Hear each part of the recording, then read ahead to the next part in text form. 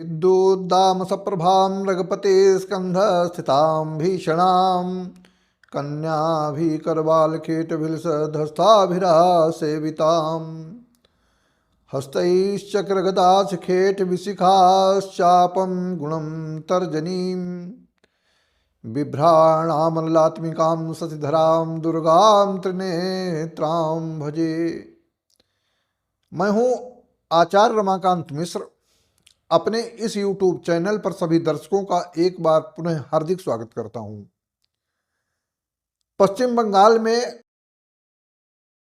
विधानसभा के चुनाव इस वर्ष संपन्न होने हैं। विधानसभा का चुनाव 7 मई 2026 को तक इसका कार्यकाल है। अप्रैल 2026 में चुनाव संपन्न हो जाएंगे। इस बीच में दर्शकों के विशेष आग्रह के कारण, वैसे तो मैं ममता बनर्जी की कुंडली का विश्लेषण कर चुका हूं, लेकिन फिर एक बार दर्शक जब चुनाव के परिणाम आने की स्थिति होती है तो 294 विधानसभा वाली जो पश्चिम बंगाल की विधानसभा है उसमें चुनाव जो संपन्न होंगे, ममता बनर्जी पिछले 2 बार से प्रबल बहुमत के साथ में जीतती चली आई हैं। क्या इस बार 2026 से 31 का कार्यकाल इनके लिए और प्रभावी होगा, फिर एक बार जीतने की स्थिति होगी, या जो नेता विरोधी दल शुवेंदु अधिकारी हैं या भारतीय जनता पार्टी एनडीए गठबंधन कितना प्रबल हो पाएगा, समर्थ हो पाएगा इनको हराने के लिए? क्या कोई ऐसी ओवैसी की भूमिका होगी जो किसी प्रकार से ममता बनर्जी को उनके पद से और इनकी अराजकता से दूरी हो सके? इस सारी स्थितियों के आधार पर मैं आज एक बार फिर ममता बनर्जी की कुंडली का विश्लेषण करता हूं कि इस बार का चुनाव ममता बनर्जी के लिए कितना कठिन होने वाला है। इनका जन्म सन 1955 में मेष लग्न में 5 जनवरी 1955 को दिन के 12 बजे दर्शाता है कि मेष लग्न में जन्म हुआ है। लग्नेश इनका मंगल एकादश भाव में शत्रुग्रही होकर के बैठा हुआ है कुंभ के घर में। यदि लग्नेश का एकादश भाव में अपने पराक्रम ओजस्वी तेजवान वाणी के द्वारा, क्योंकि मंगल की चतुर्थ दृष्टि वाणी स्थान अर्थात द्वितीय भाव पर पड़ती है। चंद्रमा पहले से इनका द्वितीय भाव में उच्च राशि में वृष का चंद्रमा बैठा हुआ है। एक ग्रह और है जो इनका मेष लग्न की कुंडली में 12वें भाव और भाग्येश होकर के जो बृहस्पति है वह चतुर्थ भाव में, जो राजनीतिक भाव भी कहलाता, सुख का स्थान है, ऐसे भाव में बली होकर के बैठा हुआ है। दूसरा एक चंद्रमा उच्च राशि में और बृहस्पति भी उच्च राशि में।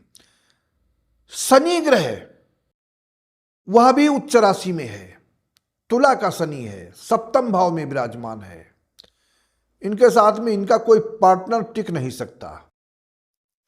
लेकिन अब प्रतिस्पर्धा में चुनाव के परिणाम आने तक की स्थितियां क्या इनके लिए इस वर्ष विकराल होने? कौन से ऐसे ग्रह हैं जो ममता बनर्जी को एक बार फिर चुनाव के जीतने तक की कगार पर ले जा सकता है, या फिर इनको परिणाम में आने तक 7 मई के पूर्व में जब चुनाव संपन्न हो जाएंगे अप्रैल माह में, तो क्या स्थिति इनके लिए उत्पन्न होने वाली है, ये आपके सबके समक्ष रखता हूं।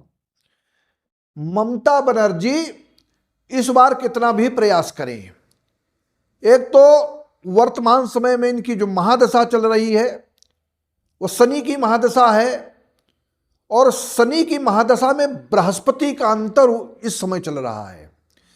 बृहस्पति वैसे तो भाग्येश जब था तब इनका फल दिया, लेकिन इन स्थितियों के आधार पर द्वादश भाव का भी स्वामी बृहस्पति है, और गोचर कुंडली में शनि भी इनका मीन राशि में 29 मार्च 2025 से चल रहा है। और इस आधार पर द्वादश भाव मारक भाव होता है, और वहां पर बैठा हुआ बृहस्पति माने बृहस्पति की द्वादशेश की दृष्टि जहां जहां पर पड़ती है, इनके लिए आने वाले समय में कुछ बहुत बड़ी विशेष कठिनाइयां होने वाली हैं। द्वादशेष मारक है, नुकसान का घर है। शनि भी 12वें भाव में ही गोचर कर रहा है और 12वें भाव में शनि की तीसरी दृष्टि वाणी स्थान पर विष योग बनाएगा। सारी स्थितियां विपरीत होते हुई, परंतु फिर भी क्या इनका पलड़ा भारी रहेगा?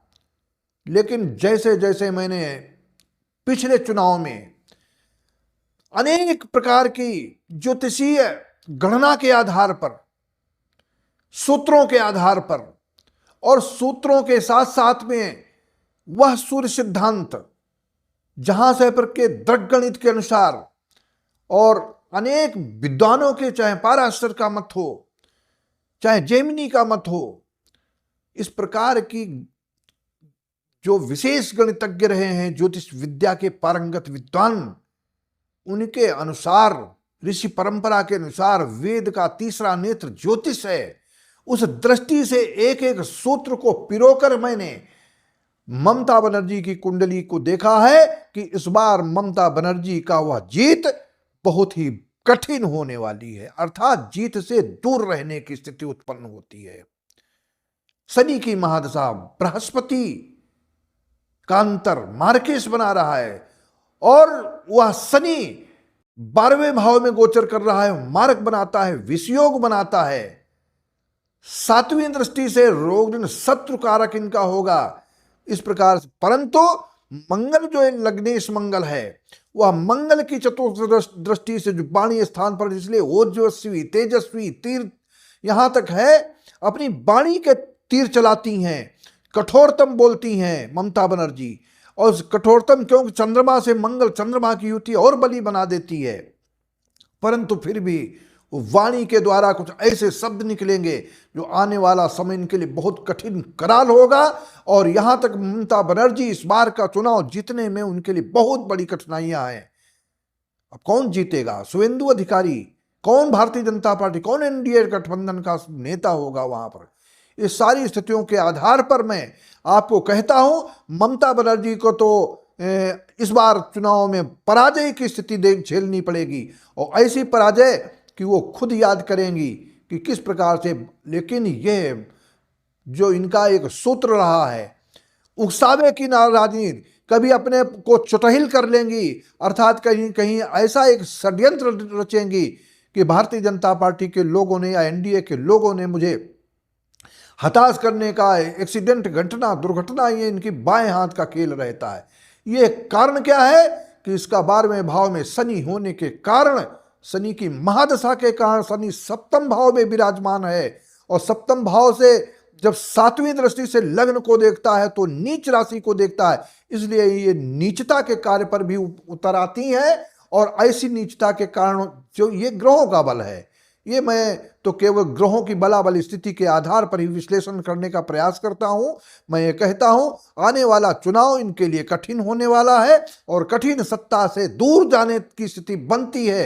लेकिन चुनाव कब होंगे, कौन सी तिथियां होंगी, परिणाम किस तारीख में आएंगे, जैसे ही होगा, कितनी सीटें, किस पार्टी, एनडीए को कितनी सीटें मिलेंगी, भारतीय जनता पार्टी के अर्थात ये तृणमूल कांग्रेस को, ममता बनर्जी को कितनी सीटें, कांग्रेस की स्थिति, भूमिका क्या रहेगी, ये सारी स्थितियों के आधार पर आपके समक्ष रखने का ठीक ठीक प्रयास करूंगा। लेकिन अंत तो गत्ता मैं ये कहता हूं, इस बार ममता बनर्जी को पराजय की स्थिति का सामना करना पड़ेगा, ऐसा मेरा पूर्ण विश्वास, ज्योतिषीय गणना है। आप सबसे मेरा फिर एक बार आग्रह है कि हमारे इस चैनल को अधिक से अधिक सब्सक्राइब करते हुए और वीडियो को शेयर करते हुए आगे बढ़ाएं।